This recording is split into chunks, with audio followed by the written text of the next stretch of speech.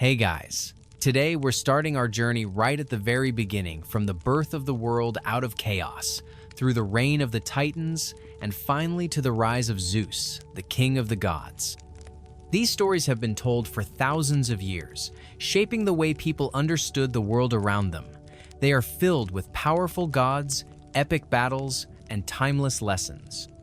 Get ready to explore a world where myth and history intertwine. But before we dive in, don't forget to hit the like button and subscribe, but only if you really enjoy what I do. Also, drop a comment below telling me which myth or legend you'd like to hear next. I'm looking forward to your suggestions. Let's get started. In the very beginning, there was only chaos, darkness, emptiness, a void where neither earth, nor sky, nor time existed. But from this chaos, everything was born. First came Gaia the earth, mighty and fertile. Then Tartarus, the deepest abyss beneath the ground. And after them, Eros, the force of love, desire, and attraction, the bond that connects all living things. From chaos also came Nyx night and Erebus darkness. From their union were born Hemerade and Ether the light. The world began to take shape. Day chased away night, and light pushed back the darkness. Gaia alone gave birth to Uranus the sky. He stretched above her, forming a vast dome. From their union came the first gods, the Titans. 6 sons and 6 daughters, mighty and formidable. Among them was Cronus, the clever and ruthless one. But Gaia bore more than Titans. She gave birth to other monstrous beings, the Cyclopes giants with a single eye in the middle of their forehead, and the Hecatoncheires giants with 50 heads and 100 arms. Uranus hated these children. He imprisoned them deep within the earth, causing Gaia great suffering. So Gaia called the Titans to rise up against their father. All trembled before him, all except Cronus. He took in his hands the sickle his mother had made, and when Uranus descended to embrace Gaia, Cronus ambushed him, overthrowing him and seizing power. Thus, Cronus became the new ruler of the world. He freed the Titans and took the throne.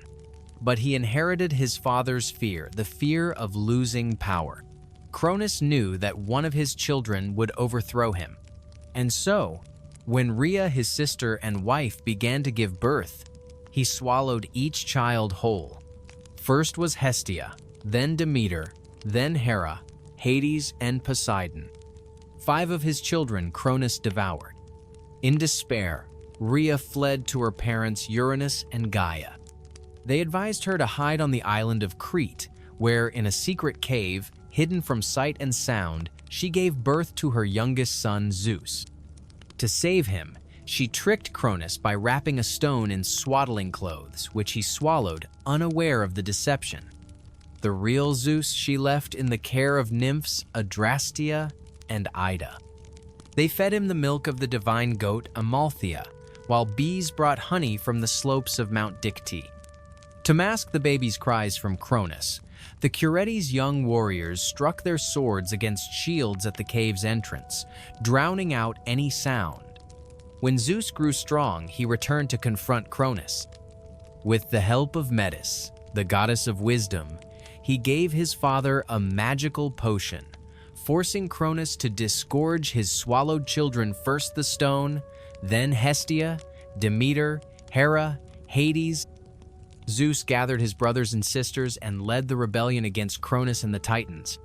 Thus began the Great Titanomachy, a war that lasted 10 years. Zeus and the Olympians fortified themselves on Mount Olympus. On their side stood Styx, daughter of Oceanus, along with her children. Strength, zeal, victory, and power.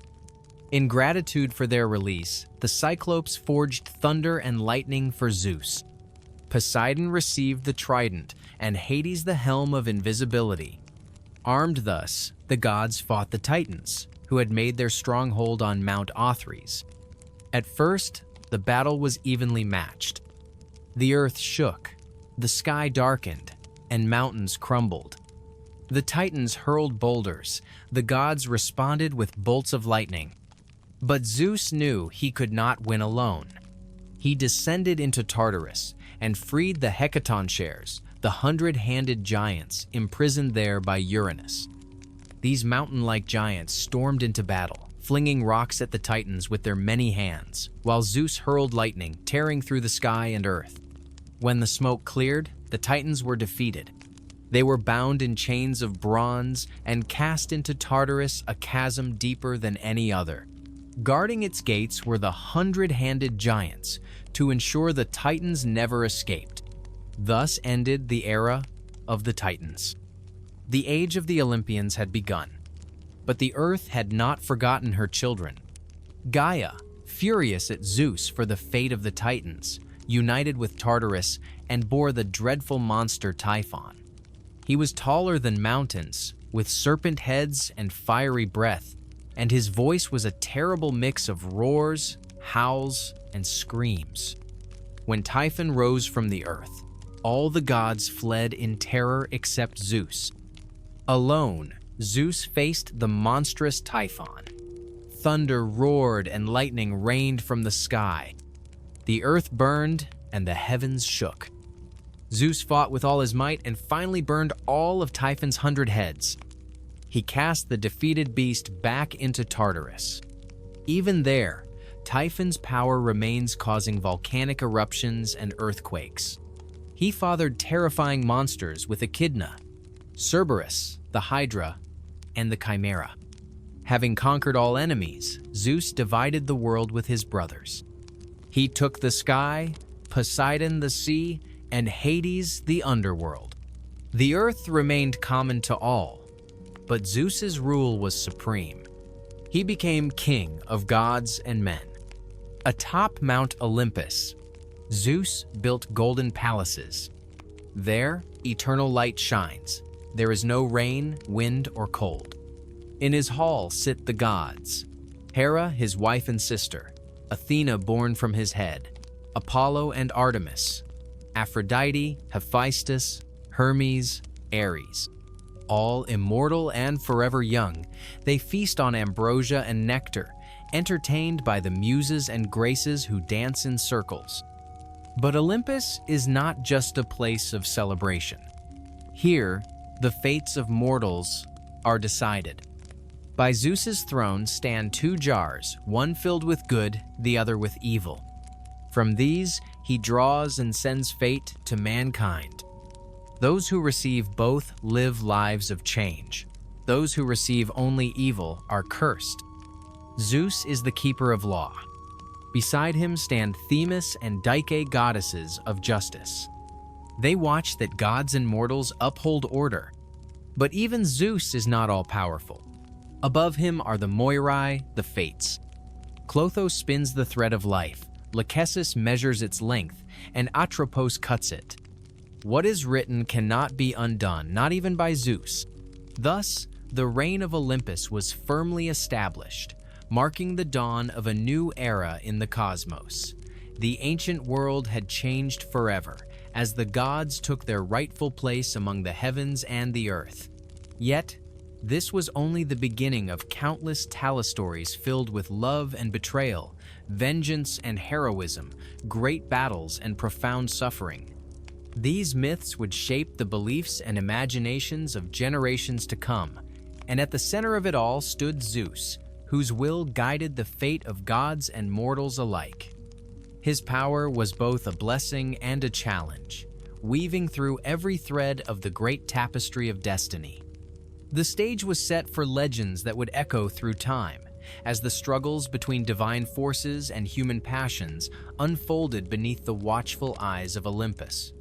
In the next chapter, we will dive deeper into the life of Zeus himself, his rise to power, his complex relationships with gods and mortals, and the challenges he faced as the king of the gods. Get ready to uncover the many faces of Zeus, from the mighty thunderer to the cunning ruler of Olympus. We will explore his triumphs and trials, his loves and conflicts, and the legacy he left behind that shaped the world of gods and men alike. Join us as the epic saga continues, revealing the true power and complexity of the King of Gods.